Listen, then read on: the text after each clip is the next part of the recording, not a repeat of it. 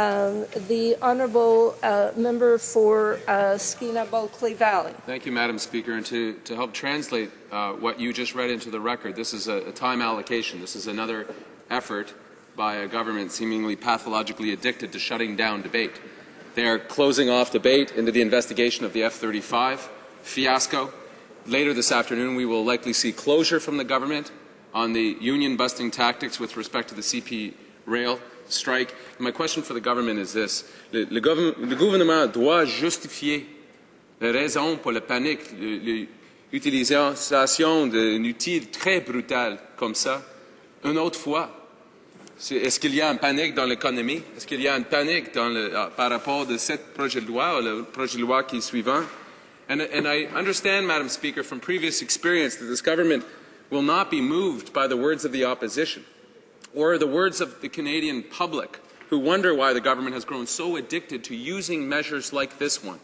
More time allocation at all stages, in committee, for any study, for any conversation and consultation with Canadians about critical legislation that will not just have an effect in the moment, but maybe even for a generation to come. So I'll use the words of the Prime Minister when he used to have principles with respect to this brutal tool.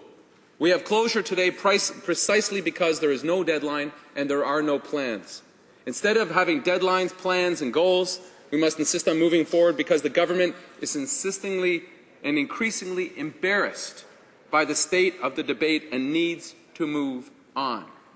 We see, with respect to their so-called Budget Implementation Act, the Pipeline Implementation Act, we see it with respect to the investigation that we are attempting to do on behalf of Canadians to the F-35 purchase, which is increasingly a sordid series of mistruths, half-truths and outright lies, that the government needs to justify the use of this particular and most brutal form on our democratic values, on the ability of members of Parliament from all sides to do their jobs.